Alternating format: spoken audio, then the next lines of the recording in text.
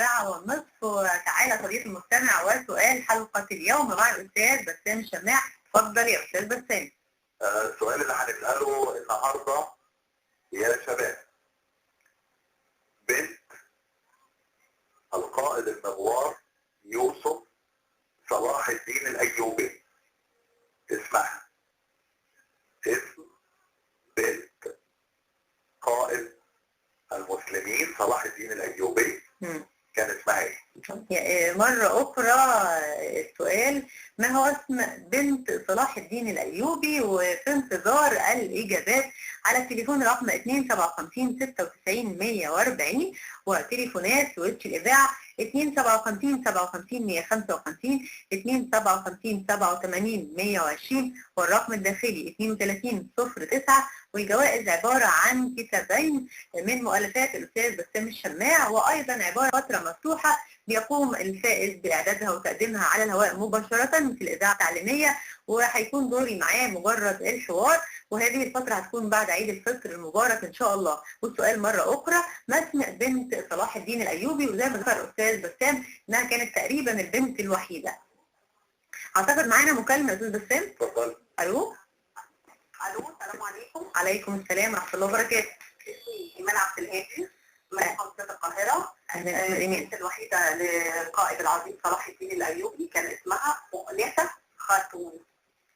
مؤنسة خاتون.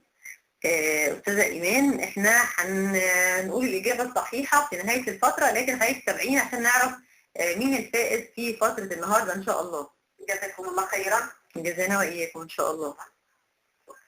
شكرا. أستاذ بسام، مرة تانية بنقول لكل المستمعين ما هو اسم بنت صلاح الدين الأيوبي. يا ريت حتى اللي بيكلمنا يقول لنا اسم بنت صلاح الدين الأيوبي لو عنده أي معلومة عنها، يعني يا ريت يضيف إضافة. صح؟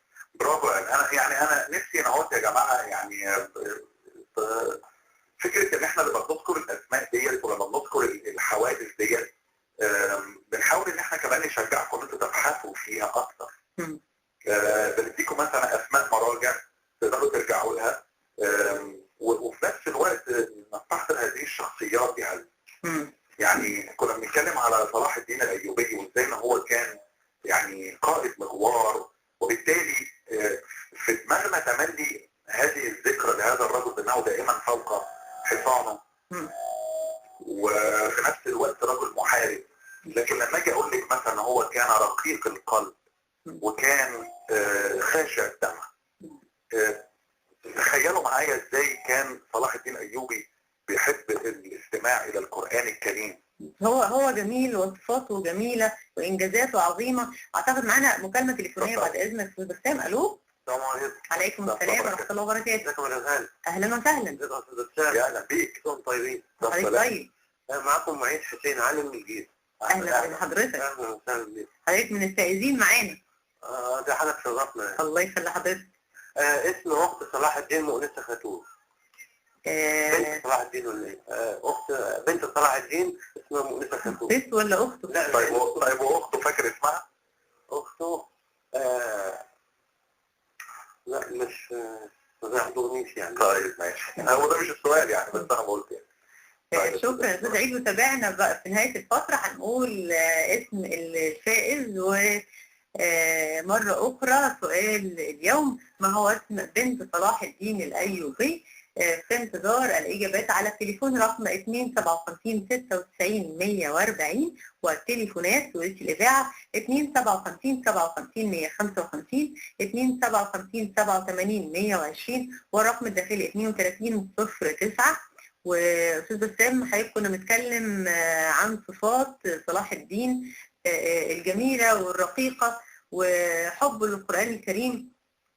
في حاجة حادثة يعني. هو بعد إذن حضرتك ممكن قبل الحادثة معانا مكالمة. ألو.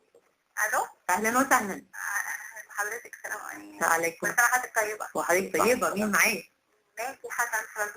لا نعلي صوتنا لو سمحتي. ماجي حسن أحمد سراج. ماجي حسن أحمد سراج الدين. أيوة. أهلا وسهلا. أهلا بحضرتك. طالبة يا ماجي ولا؟ لا مدرسة. مش بس صوتك بيقول ان انت صغيرة يعني. الله يخليك. مدرسة ايه ماجي لغة بقى؟ عربية. لغة عربية ما شاء الله. اتفضلي يا استاذة ماجي. اللي اسمها مؤنسة وهي بنت ابنته الوحيدة، بنت الوحيدة. وهي بنته الوحيدة. ايوه. شكرا يا استاذة ماجي، واحنا بنشكر متابعتك للمسابقة، ومرة أخرى نحن في انتظار الإجابات على تليفون رقم 257 96 140 مسم بنت صلاح الدين الأيوبي. ونعود مع أستاذ بسام إلى ما شاء الله. ما شاء الله. يعني المستمعين نشطاء جدا معانا في الحلقات ديت يا هلا، وده شيء بيبسطني بجد.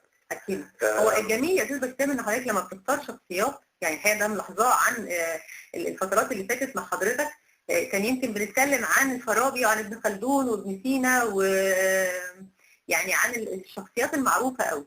السنة دي حضرتك مختار مجموعة من الشخصيات اللي اسمها يكون مش معروف، يعني غريبة شوية عننا، ما درسناهاش، ما قريناش عنها. يعني مثلا زي زنجي، يعني راجل عظيم وبحار، يعني أسس أسطول قوي جدا واحنا ما نعرفش عنه حاجه. فدي حاجه جميله، بس حاسه نستكمل بعد مكالمه تليفونيه نشوف مين. الو. الو، السلام عليكم. وعليكم السلام ورحمه الله وبركاته. اهلا وسهلا، مين معايا؟ تقى عبد الحليم. اهلا يا تقى، ازيك؟ تقى انت فايزه معانا في الجائزه، اعتقد الحلقه الثانيه صح؟ ايوه. في كليه اثار. ايوه. اهلا يا تقى. اهلا بحضرتك، ازيك دكتور بسام؟ اهلا يا توقع، ازيك؟ اخبارك ايه؟ الحمد لله. يا ترى تحملي لنا الاجابه الصحيحه المره دي كمان؟ اكيد ان شاء الله. مؤنسة خاتون. واخت صلاح الدين اسمها ست الشام. اسمها ست الشام؟ دي اضافه. لان حضرتك سالت استاذ عيد. هو مش من سؤالنا، لكن كنت بسال الاستاذ عيد عن الموضوع ده. احنا بنشكر الناس اللي بتضيف معلومه كمان يا جماعه. طب تقى، هل انت عندك معلومه اخرى او اي حاجه اضافه عن مؤنسه تعرفي يعني اي معلومات عنها؟ لا بصراحه انا لسه عارفه حضرتك دكتور بسام، بس انا معايا الكتاب بتاع النوادر السلطانيه والفلسفيه وان شاء الله هقراه. الله. عرفتي تحصلي عليه بسهوله يا تقى؟ لا. اشكرك ان انت قلتي كده، لان في كتب بيبقى صعب ان احنا. طيب يعني انت لقيتيه بصعوبه موجود في طبعه جديده يعني، ولا قديمه بدون ذكر المكتبات يعني؟ قديم جدا لدرجه ان الورق بتاعه قديم قوي، اللي هو زي الورق القديم الاصفر ده. طيب انت بحثتي عنه لما عرفتي ايه؟ لما احنا اتكلمنا عليه، ولا لما انت من قبل كده؟ لا لسه جايلي من فتره قبل كده. انا لما سمعت اسمه فبدات اقرا فيه عشان يعني وثقت ان هو مقطع عليه. طيب افتحي معانا يا توقع بقى الحته اللي احنا هنجيبها دلوقتي بعد ما نقفل معاكي. تمام. شكرا يا توقع. عايزين نفتح يا هلا. عندك تليفون تاني؟ عندي تليفون تاني. لا دلوقتي مفيش تليفون تاني. طيب. بس انا ما عنديش الكتاب يا استاذ بسام. لا، ما انا عشان كده هقول بقى افتحي دي، مش معناها تفتح الكتاب يعني تفتحه بالورق يعني. تفتحه علشان هاي دي من الشدات كاتب فيه التركه بتاعه يوسف صلاح الدين الايوبي. من ضمن مواصفات الحكام اللي احنا اتكلمنا عليها النهارده، ان انت يجب ان هو تبقى عارفه انت اللي ماله لغيره، واللي الصدقه بتاعته سابقاه، واللي الايد اليمين مش ملاحقه الايد الشمال، والايد الشمال مش ملاحقه الايد اليمين على الزكاه وعلى الصدقه. يتوفى صلاح الدين الايوبي ولم يخلف في خزانته، بيقول لنا من الذهب والفضه الا 47 درهما وجرما دينار على اغلب الظن، ودينار واحد ذهب. يبقى اذا دينار واحد ذهب و47 درهم. مين؟ سلطان المسلمين ناصر صلاح الدين الايوبي، ابي المظفر، قائد المسلمين، فاتح البيت المقدس الشريف، محرر القدس. استاذ بسام، يعني اعتذر عن المقاطعه، لكن في مكالمه تليفونيه. الو. الو. السلام عليكم.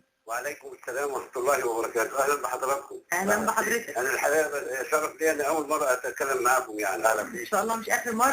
أنا بتكلم من قرية طاي مركز زفتة محافظة الغربية. الله. اهلا بحضرتك. رجال الصاعقة أحد رجال الصاعقة في حرب أكتوبر 93. الله. وأنا عندي 67 سنة يعني الحمد لله. ربنا يرضى حضرتك. صح نتعرف بالاسم؟ فاروق شريف الكومي. فاروق شريف الكومي. حضرتك تقرب للمهندس محمود الكومي معانا الحقيقة على الهوا، يعني دي صدفة غريبة. هذا يشرفني والله. لأن عائلات الكومي موجودة في زفتة عندنا كتيرة يعني. لكن اعتقد الكومي اللي عندنا من القليوبية. واسم حضرتك الفاروق؟ فاروق شريف الكومي. الله.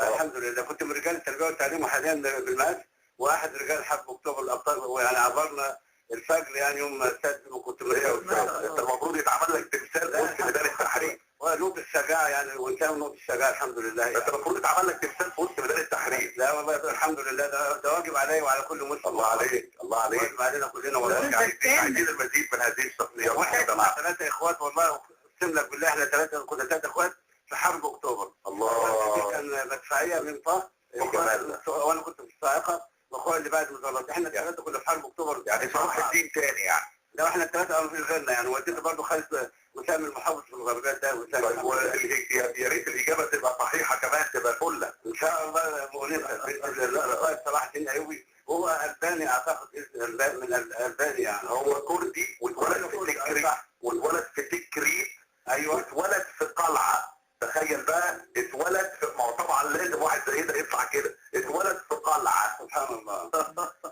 لا هو كان قائد عظيم لحياه صلاح الدين، وانا حزين جدا يا دكتور لان بيقولوا ان سالوه كتب التاريخ على ما اعتقد يعني.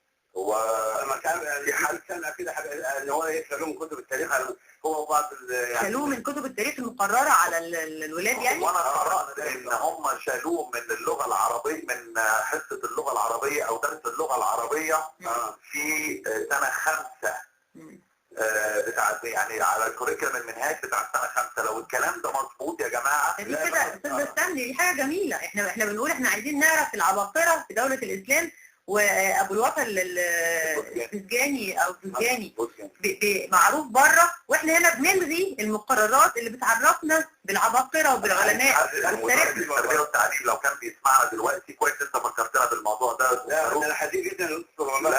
لا شوف لنا حد من وزاره التربيه والتعليم يا هلا لو تسمح يعمل مداخله ويأكد لنا اذا كان ده صح ولا لا. انا قرأته. هو للاسف الشديد احنا لو عندنا وقت يا استاذ بسام ممكن الاسبوع المقبل ان شاء الله يعني نحاول نعرف المعلومه دي. الموضوع ده يعني في مجله المفروض ان هي اعتقد كانت المختار الاسلامي. قريت ان هم شالوا من اللغه العربيه الجزء بتاع صلاح الدين الايوبي. برضه نتاكد. اكيد يا استاذ بسام يعني اكيد الكلام ده يعني. متاكد. انت حضرتك متاكد؟ اكيد. خلاص الاستاذه هلا بوعد ان شاء الله يديكم العمر والصحه الخميس اللي جاي واحنا بنحتفل بوقت رمضان. لو كان رمضان هيبقى 29 يوم نحتفل ونجيب حد ياكد لنا بس فكره هل فعلا اتشال من سنه 5 ولا لا. بس هو قبل العيد صعب يا استاذ بسام ان احنا ناكد معلومه زي كده، يعني داخلين على عيد وعلى فرحه يعني مش عايزين يعني يمكن المعلومه تطلع تفرحنا. احنا عارفين يا استاذ بسام معنى الحرب فعلا معرضين للموت، فده قائد عامل يعني ما لا يعني عين رأت ولا اذن سمعت ولا خطر على قلب بشر. ربنا يبارك لك يا استاذ فاروق. نهايته بالطريقه دي يعني.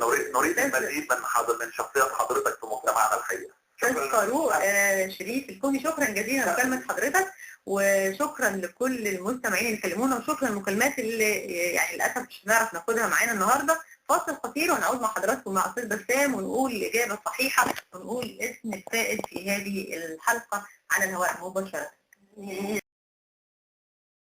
استاذ بسام كلمتنا ايمان عبد الهادي او المكالمه، وبعدين استاذ عيد حسين من الجيزه، وبعدين استاذه ماجي حسن احمد سراج الدين، ثم تقى عبد الحي، واخيرا بطل 73 الاستاذ فاروق شريف الكومي. والحقيقه الاجابات كلها كانت اجابات صحيحه. كان السؤال من هي او ما هو اسم بنت صلاح الدين الايوبي، واحنا قلنا ان اسمها كان مؤنسه خاتون وكانت بنته الوحيده.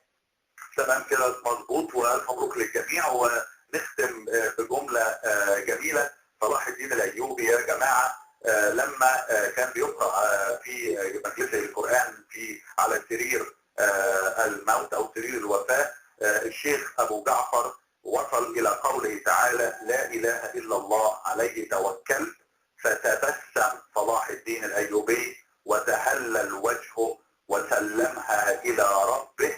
هكذا قيل لبهاء الدين الشداد: يا لها من حياه، يا لها من لحظات وفاه. اللهم يا رب يكرمهم جميعا بالجنه. يا رب اللهم امين. يمكن حضرتك قلت جمله ممكن يكون مستمع ما فهمهاش، حضرتك قلت مبروك للجميع، يعني معنى كده يا جماعه النهارده كان اوكازيون، و5 مكالمات اتصلت بينا النهارده، وال5 كانت اجابات صحيحه، وال5 هيفوزوا معانا. الف مبروك على موجه الاذاعه التعليميه، يعني ما يحصلش في اي اذاعه ثانيه احنا بناخد فائز واحد المفروض يعني، لكن النهارده ال5 فايزين معانا.